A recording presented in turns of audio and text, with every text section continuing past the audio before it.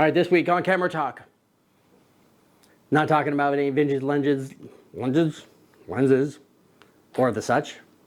Making fun of me, are you? Yeah, let's try to listen to you say it. This week, I'm going to be talking about my Leica M10. I know it's not very modesty photography-ish because it's rather pricey, but that's what our topic is today, is the whole price and cost of dealing with Leica, living in Leica land, because I had an issue with my M10 and I'm going to go through that issue with you and how it resolved and everything else. So let's talk about that. So get yourself something to eat or drink, not you, them. Maybe something a little recreational to relax you a bit. It kind of grabs you by the boo-boo, don't it? Hey, man. And then let's get it on. Here I am, Vietnam. Rain is always coming down. This is Camera Talk with Dr. Scott and Dylan. Okay, this week, just as my intro says, we're not looking at any vintage lenses. We're not looking at any vintage cameras. We're not really talking about any techniques or tips or tricks or anything else of that nature. What we are talking about is my Leica M10. No way. My Leica M10. That's kind of been my little pride and joy for a while. Until last April, when tragedy struck.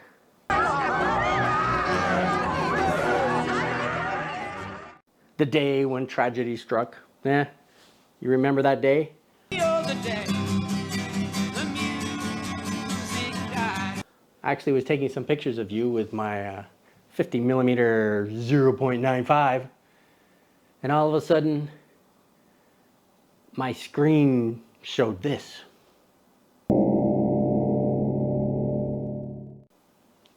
And what the heck was that? So I thought, wow, maybe it was just a weird electronic glitch. So I farted around with it, turned it on and off, changed batteries, did a number of different things. And then it seemed to get worse. And then it looked like this. And I thought, well, oh my God, now I can't see anything at all. What the hell's going on here? What the hell's going on here? So I reached out to a few other Leica people. What do you mean, you people? What do you mean, you people? Huh? Asked their opinions, showed them the photographs that I took, and they didn't know any. They'd never seen it before. They're like, oh, wow, that looks pretty funky. Funky coma data. So this was April 9th. And from that point on, it was all downhill from there. Now, for anybody who might be new to the Leica world, the wonderful world of Cameraland. You may not even know what an M10 is.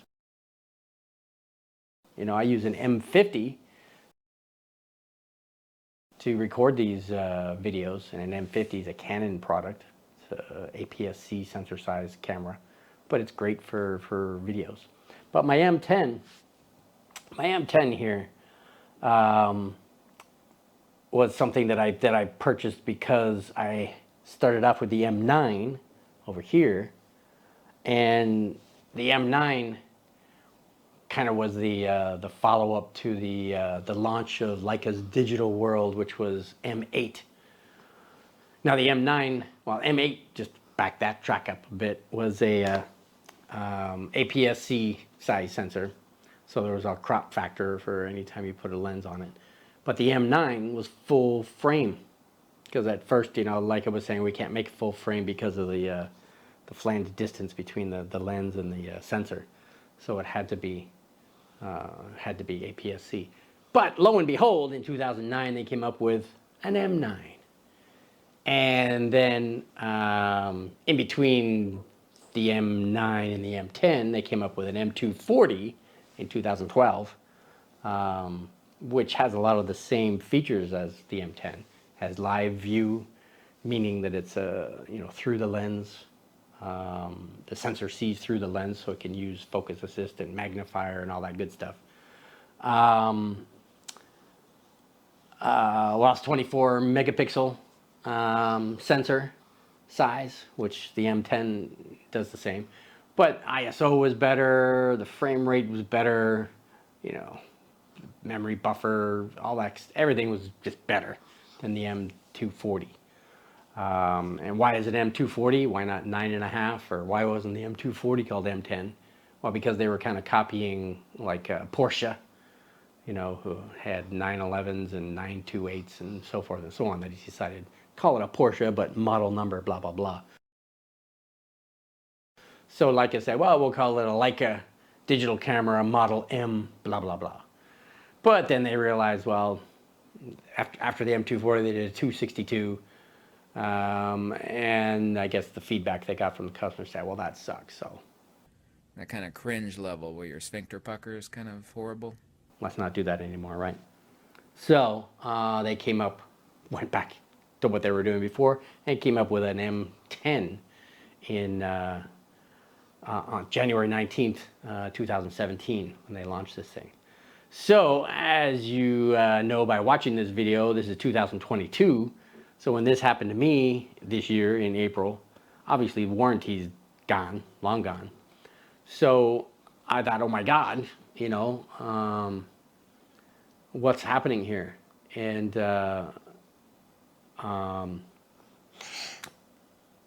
you want some more detail? What are you getting so close for?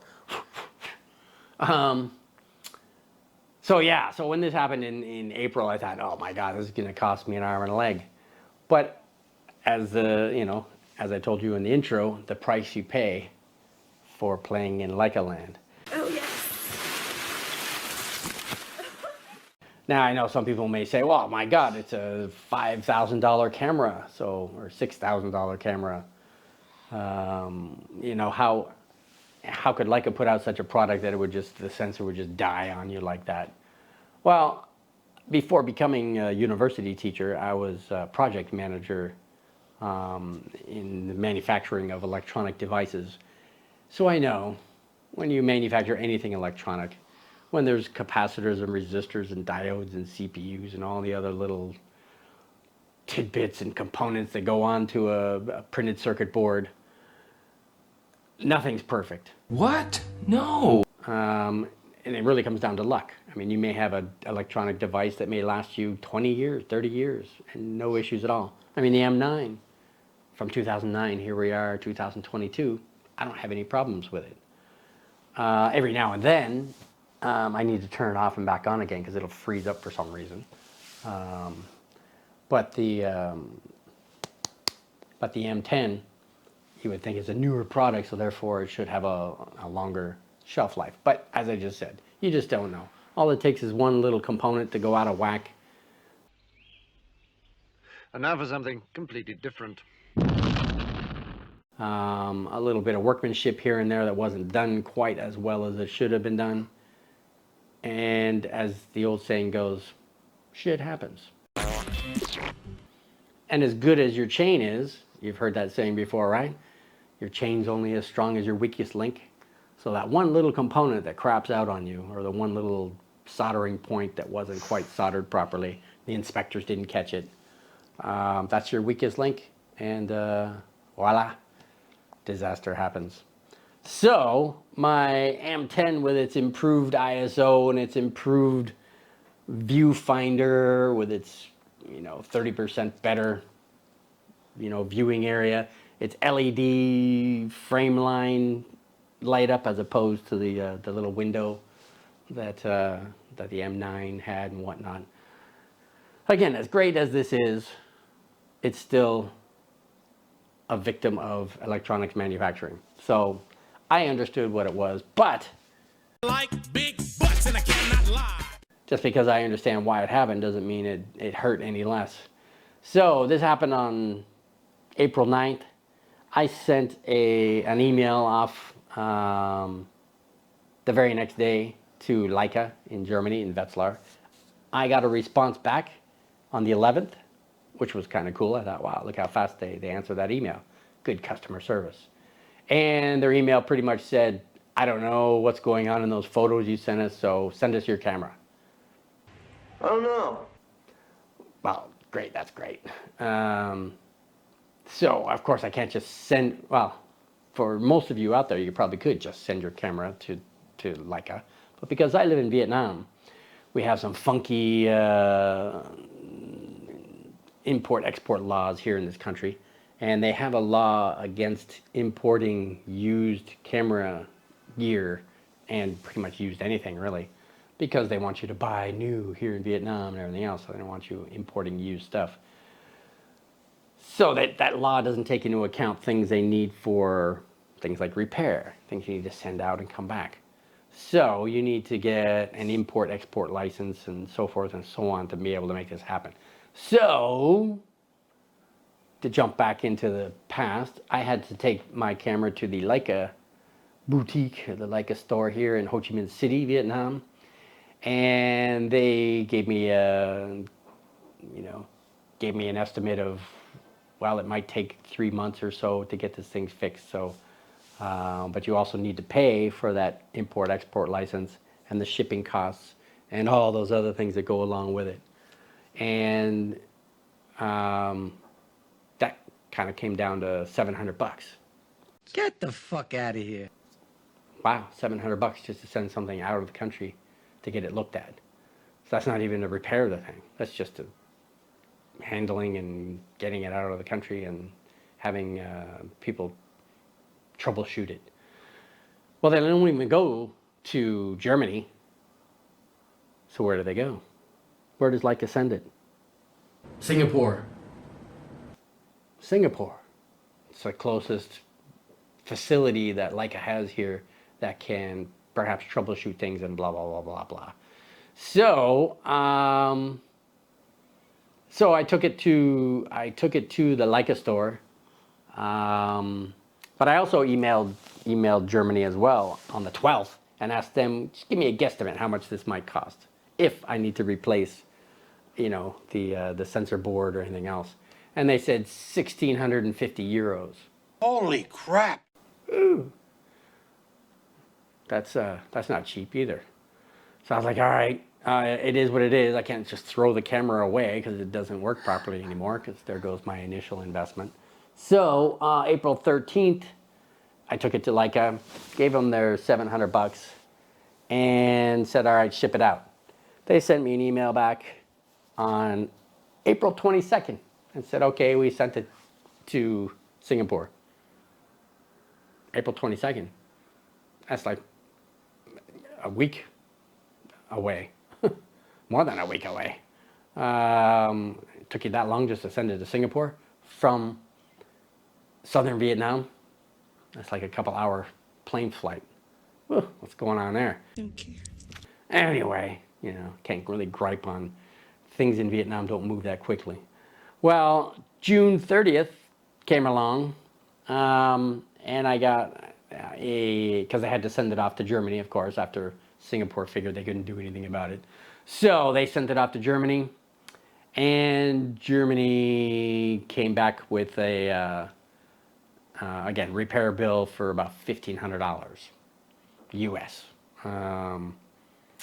and which is better than 1,650 euros, but still, it's still pricey. So after June 30th, I said, fine, here. I gave them their $1,500. And August 29th, they sent me an email finally after me sending them some reminders of, hey, don't forget me here. And they said, okay, it's fixed. We'll send it back. September 19th rolls around, and I get an email saying, oh, sorry, there's been some delays. I'm sorry! They were trying to save money, so instead of just shipping my camera back, they wanted to package deal it with other repairs they had, so they had to wait for those repairs so they could save money on their shipping. That's what I said. Who cares about saving money for Leica, like they're poor people or something? So did they pass those savings on to me? No. No, no, no! I just had to wait. It's one of those too bad, so sad, hurry up and wait. So September 19th, I got the delay email, and they said, okay, we'll get it to you as soon as possible. Finally, October 3 rolls around, and I get an email saying, all right, the camera's in country, we've got it at the store, come pick it up. So, I finally got this little baby back after 6 months of out traveling around the world. Luckily, I had my M9 to keep me busy and occupied. Well, yeah, I know, the M9's pretty good too, but I enjoy my M10 because I can do more things with it. But I also have an A7 and an A7R2, and you know, I've got a Panasonic LX100 Mark II. I've got a M50. Actually, I have two M50s. One there, one there. So I've got lots of cameras, obviously. I didn't need my M10. But it's just the fact that this is the most expensive. Yeah, it's the most expensive thing I have. As far as photography equipment goes. So I wanted it. It was mine. I wanted it back. But it just took them forever. And, you know, if I complain, oh, they took forever. One, from the Leica people, they'll say, oh, well, too bad for you. That's, too bad. So sad. it is what it is. From the Leica haters out there, they'll be like, see what happens when you get into Leica world. You spend all your money and wait forever to have something happen, whether it's a new lens or whether it's a repair or whether it's just a cleaning CLA happening. It's all gonna take a long time.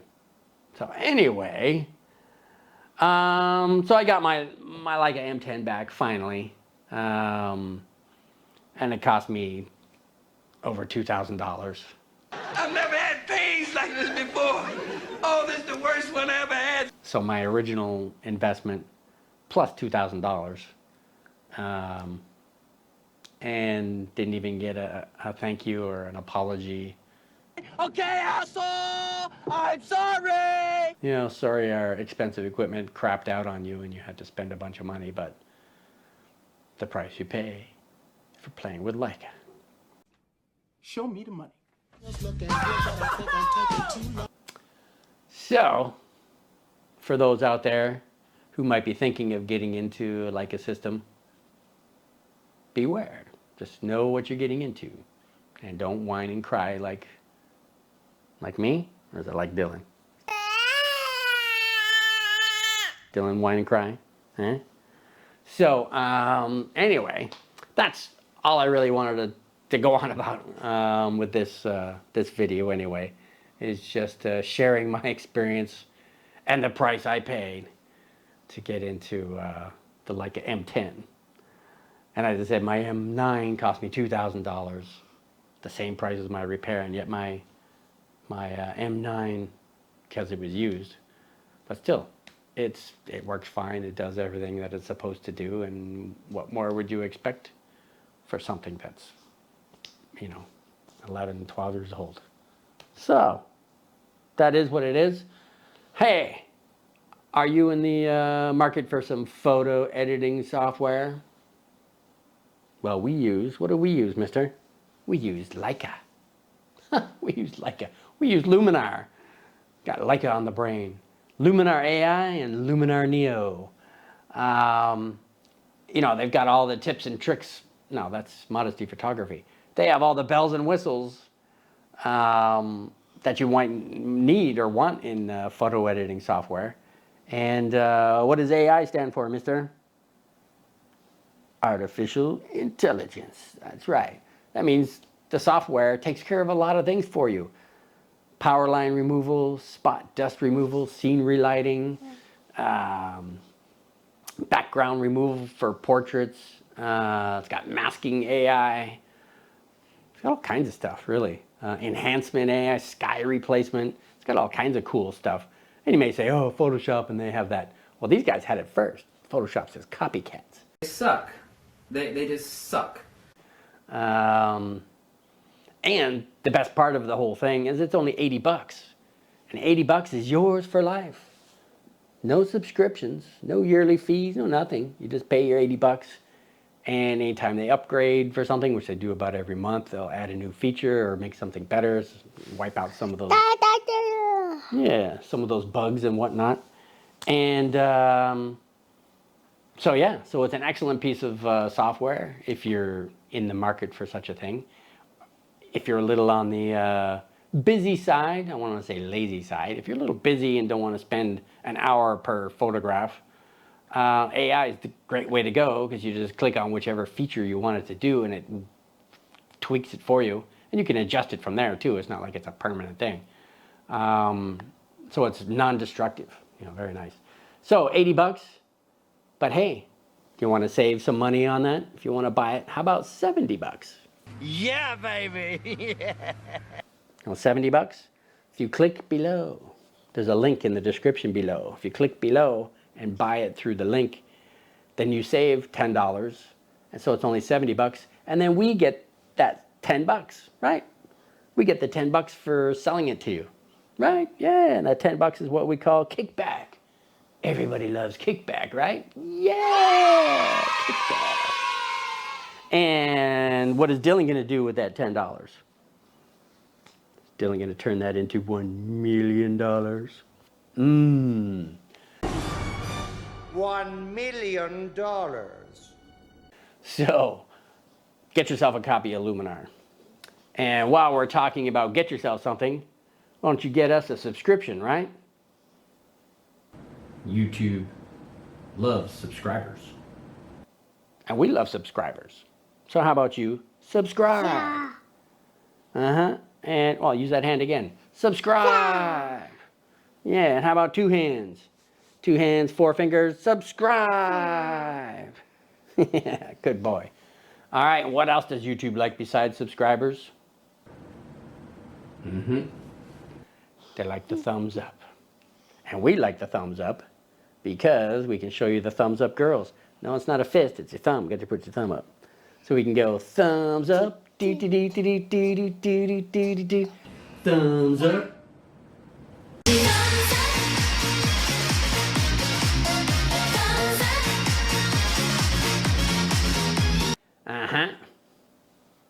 You like the blonde, don't you? So, what else can we talk about? Well, who are we? You are Dylan. I'm Batman. I'm Dr. Scott. And together we are Modesty Photography.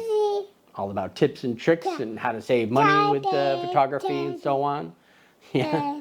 Yeah. Sorry, nobody has an interpreter for you, mister. Don't know what the heck you're trying to say. But, of course, today's topic is a little out of that range since we're talking the most expensive camera I have, and we're talking $2,000 in repair bills and everything else, so there's no saving money there. But, yeah, and why should everybody come back every week? Because we do a video every Friday. And, why do we do it? Because... Why? Because we like you. You belong here. That's right. And where do they belong, mister? Where do they belong? They belong at Camera Talk with Dr. Scott and Dylan. That's right. So thanks for dropping by. Thanks for listening. Thanks for watching. Thanks for subscribing. Thanks for the thumbs up. Thanks for buying some Luminar. And, why else should you... Okay. Thanks for everything altogether. So, are you ready to say bye-bye to everybody? All right, come on back next week, okay? And we'll see you. Ready? Bye-bye. Here I am.